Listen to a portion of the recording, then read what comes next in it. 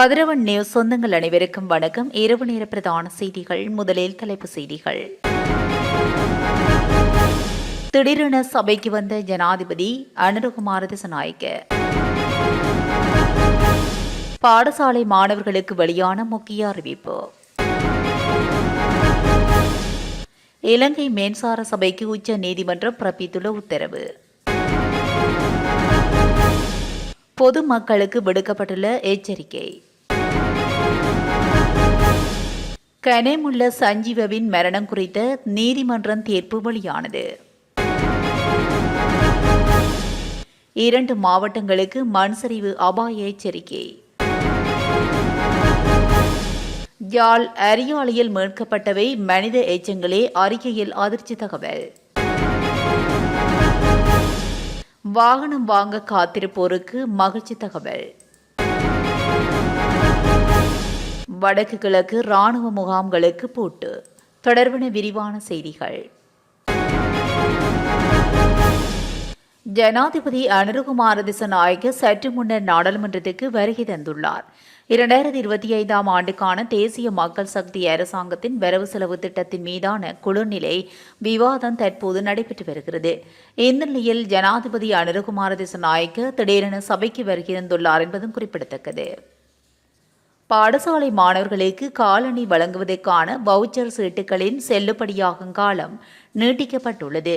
முன்னதாக காலணி வவுச்சர் செல்லுபடியாகும் இறுதி திகதி பிப்ரவரி 28 என குறிப்பிடப்பட்டிருந்தது.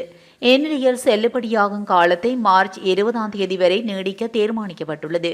கல்வி அமைச்சு அறிக்கை ஒன்றை வெளியிட்டு இந்த தகவலை உறுதிப்படுத்தியுள்ளது. மின்சார இணைப்புகளை வழங்கும் போது அனைத்து நுகர்வோரிடமிருந்தும் வசூலிக்கப்படும் பாதுகாப்பு வைப்புத் தொகைக்கான வருடாந்த வட்டியை இலங்கை மின்சார சபை செலுத்த வேண்டும் என்று உச்சநீதிமன்றம் உத்தரவிட்டுள்ளது.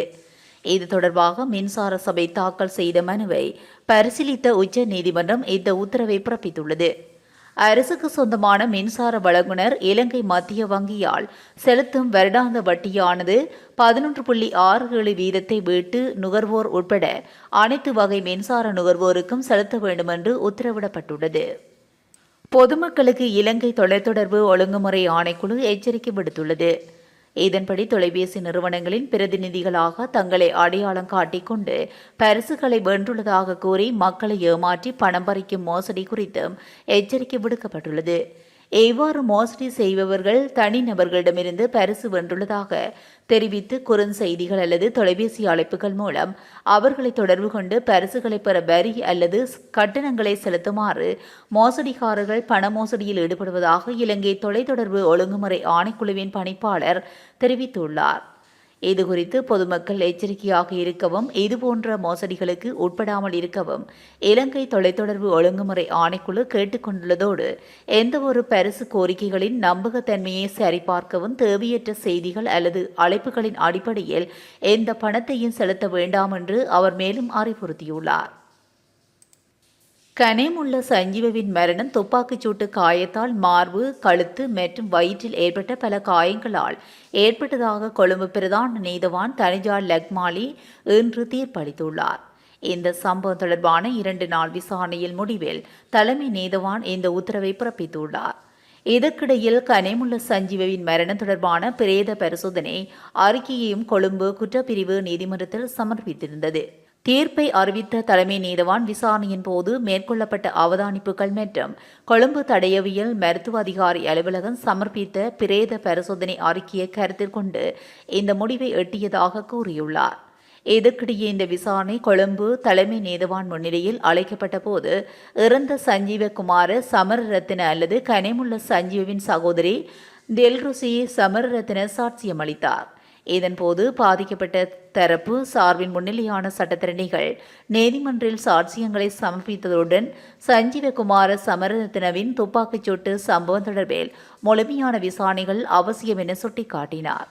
சிறைச்சாலை அதிகாரிகள் மற்றும் அவரது பாதுகாப்பிற்காக கடமையாற்றிய போலீஸ் விசேட அதிரடிப்படை அதிகாரிகளின் செயல்பாடுகள் தொடர்பிலும் விசாரணைகளை மேற்கொள்வது முக்கியமானது எனவும் சட்டத்தரணிகள் சுட்டிக்காட்டியுள்ளனர்.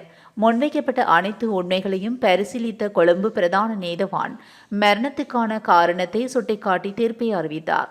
பின்னர் பதிவு செய்ய இறப்பு சான்றிதழை வழங்க உத்தரவிட்டுள்ளார். மேலும் இந்த வழக்கை மார்ச் 7ஆம் தேதி மீண்டும் விசாரணைக்கு எடுத்துக்கொள்ளவும் உத்தரவிடப்பட்டுள்ளது. நாட்டில் நிலவும் சீரற்ற காலநிலை காரணமாக 2 மாவட்டங்களுக்கு மண்சரிவு அபாய எச்சரிக்கை விடுக்கப்பட்டுள்ளது.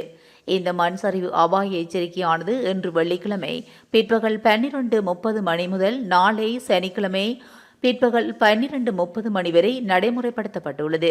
அதன்படி பதுளை மாவட்டத்தின் பசறை, காலியல, கந்தகட்டிய, ஊவா, பரணகம, மீக ககிபுல, சொர்ணத்தொட்ட ஆகிய பிரதேச செயலக பிரிவுகளுக்கு உட்பட்ட பகுதிகளுக்கும், நுவரெலியா மாவட்டத்தின் பலப்பெண்ணை பிரதேச செயலக பிரிவுக்கு உட்பட்ட பகுதிகளுக்கும் மண்சரிவு அபாய எச்சரிக்கை விடுக்கப்பட்டுள்ளது. யாழ் அரியாலை சிந்துபாத்தி இந்து மயானத்தில் மீட்கப்பட்ட 2 மாதிரிகளை விட ஏனைய அனைத்து மனித எச்சங்களின் மாதிரிகளாக உள்ளதாக சட்ட வைத்திய அதிகாரியின் அறிக்கை மூலம் விஞ்ஞான ரீதியாக உறுதிப்படுத்தப்பட்டுள்ளது. சித்துப்பாத்தி இந்து மயானத்தில் மீட்கப்பட்ட எச்சங்கள் தொடர்பான வழக்கு இன்றைய தினம் 2வது தடவையாக நீதவான் ஆனந்தராஜா முன்னிலையில் விசாரணைக்கு எடுத்துக் கொள்ளப்பட்டது. இதன்போது சட்ட வைத்திய அதிகாரி தமது அறிக்கையை மன்றுக்கு சமர்ப்பித்திருந்தார்.